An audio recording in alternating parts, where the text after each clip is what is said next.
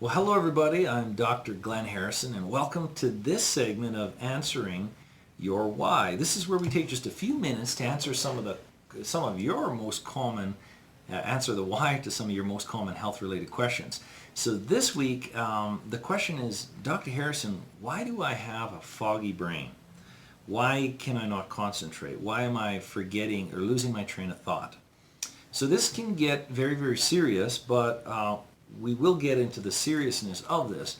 But the brain is the final frontier of the body, and it shouldn't go offline. That's the first thing to know. So don't accept it. That's number one.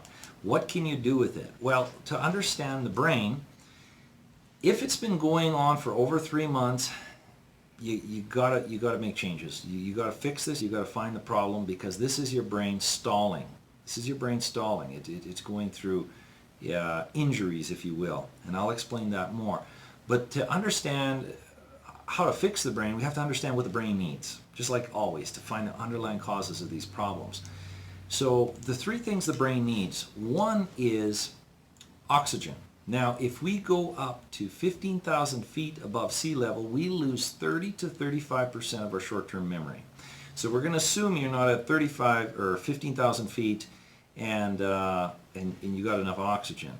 The second thing is, if you're a smoker, a severe smoker, you smoke a lot, that can also compromise oxygen in the body, and then the brain becomes deficient in what it needs.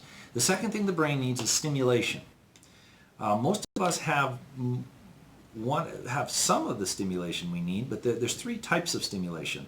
The first type of stimulation is physical activity. We've got to get some physical activity. It doesn't take much, but it has to be daily. The second type of stimulation the brain needs is social interaction. We see this as a deficiency in seniors and care centers and stuff like that, where they're not getting the social interaction. And we're seeing more and more younger people, and all ages of people in the world of social media. They're not interacting with people. Social media doesn't give you the social interaction of stimulation that you need. So we need physical activity as a stimulation. We need social interaction. And the third one is cognitive processing, like crossword puzzles and memory challenges and stuff like that. That's kind of the thought processes.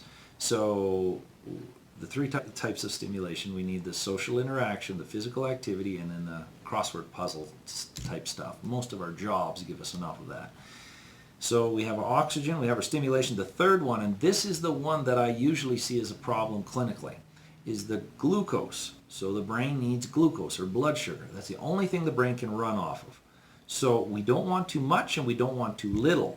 That's extremely important to remember. So pre-diabetics and diabetics that have too much circulating blood sugar, their risks of severe memory problems like dementia and Alzheimer's go up. They double. And a lot of research says they do. Your risk goes up more than 100%. So blood sugar is key. Why is blood sugar a significant thing? Well, we live in a world of foods that drive up blood sugar. We have much higher rates of diabetes and prediabetes, so our rates of Alzheimer's and dementia go up. So brain fog is not Alzheimer's or dementia, but if it goes on long enough, it can turn into that, and it has to go on for years. So Alzheimer's and dementia are just a final product of prolonged brain injury going over time. So if you think of glucose, or blood sugar, as a fuel source for the brain, pre-diabetics and diabetics, they never have a high level of blood sugar hitting the brain. They have surges of high and then drops, and surges of high blood sugar and drops. So your brain is getting a lot of fuel and no fuel, and then a lot of fuel and no fuel, and a lot of fuel and no fuel. And what happens is, when it starves, those times where the brain is starving for fuel, it's creating injury on the brain.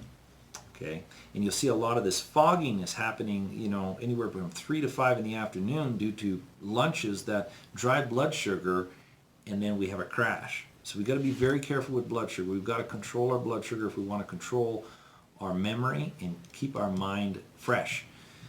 Now, when early stage dementia and middle stage dementia can be reversed. Late stage dementia and Alzheimer's, they cannot be reversed. So we want to preserve our brain. And one thing to remember is the brain is the final frontier. It should not go offline before the rest of the body. It should stay strong throughout life. So if you have any of those symptoms or you're worried about that, by all means, reach out, get some help with that. Someone's going to look at the big picture, not just give you a drug. There is a place for drugs, but you should look at the why of it. The three things: the oxygen, the stimulation, and the blood sugar, which in our world tends to be the most problematic. Or reach out to us. We can help you with that. So control blood sugar. Another thing is that creates brain problems and memory problems and focus, that brain fog, is energy. If you have other things going on in your body that are pulling your energy from you, your brain will start shutting down. Sometimes the brain shuts down and then the body follows, and then the body shuts down. So, really watch your blood sugar. If you have low blood sugar, high blood sugar, get that corrected. And if there's still problems, reach out to us. We can help with that. We work with it every day. So I hope that was helpful. I know we went through quite a bit with that. If you have any questions, comment below. We'll try to get those questions answered. But that being said, I'm Dr. Glenn Harrison, and I look forward to seeing you next day, and where we answer another why to some other health-related condition. So with that being said, you have a great day, and we'll see you next time.